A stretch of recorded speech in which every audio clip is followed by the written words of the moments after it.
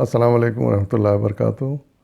آج میں آپ کے سامنے سورہ البقرہ کی آیات 163 اور 164 کا ترجمہ لے کر حاضر ہوں۔ سماعت فرمائیے۔ اعوذ باللہ من الشیطان الرجیم، بسم اللہ الرحمن الرحیم۔ تمہارا خدا ایک ہی خدا ہے، اس رحمان اور رحیم کے سوا کوئی خدا نہیں۔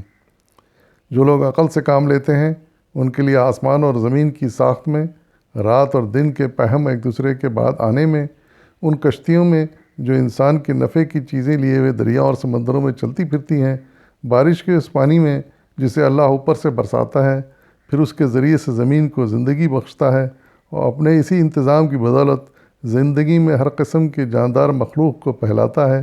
ہواؤں کی گردش میں اور ان بادلوں میں جو آسمان اور زمین کے درمیان تابع فرمان بنا کر رکھے گئے ہیں، بے شمار نشانیاں ہیں۔ صدق اللہ العظیم۔ ان آیات میں اللہ تعالیٰ ایک تو اپنی وحدانیت کی طرف انسان کی توجہ دلا رہا ہے کہ تمہارا خدا بس وہی ایک خدا ہے اور کوئی خدا نہیں۔ دوسری بات، انسان کی توجہ مختلف نشانیوں کی طرف دلا رہا ہے جن پر اگر انسان غور کرے تو اللہ کی بے پناہ قدرت کا قائل ہو جاتا ہے۔ سب سے بڑی نشانی تو زمین اور آسمان کی تخلیق ہے، جس پر غور کرنا بہت ضروری ہے۔ دوسری بات پھر رات اور دن کا متواتر آنا جانا، اگر غور کریں تو اس میں بھی اللہ تعالیٰ کی نشانی ہے۔ اگر تھوڑی دیر کے لیے ہم تصور کریں کہ مستقل دن ہی رہتا تو ہم کس طرح آرام کرتے اور تازہ دم ہوتے دوسرے دن کے لیے، یا مستقل رات رہتی تو اندازہ لگائے کہ زندگی کیسے ممکن ہوتی۔ اسی طریقے سے ایک نشانی کشتی کو بنایا ہے جو پانی میں تیرتی ہے۔ یہ اللہ تعالیٰ کے اس خاصیت کی وجہ سے جو پانی میں اللہ نے پیدا کی ہے کہ اچھالتا ہے چیزوں کو، تو جس کی وجہ سے کشتیاں تیرتی ہیں۔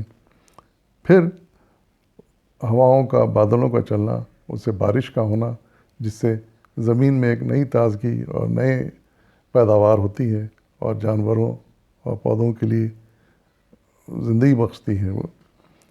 اور اسی طرح بے شمار نشانیاں ہیں جن پر انسان اگر غور کرے، دور کیوں جائیے، ایک پھول کو لے لیں ہم، صرف اسی کو غور سے دیکھیں تو اس میں جو خوشبو ہے، اس میں جو نزاکت ہے، اس میں جو رنگ ہیں، وہ دیکھ کر انسان بے ساختہ قائل ہو جاتا ہے کہ واقعی کوئی قدرت ہے جس نے اسے تخلیق کیا ہے۔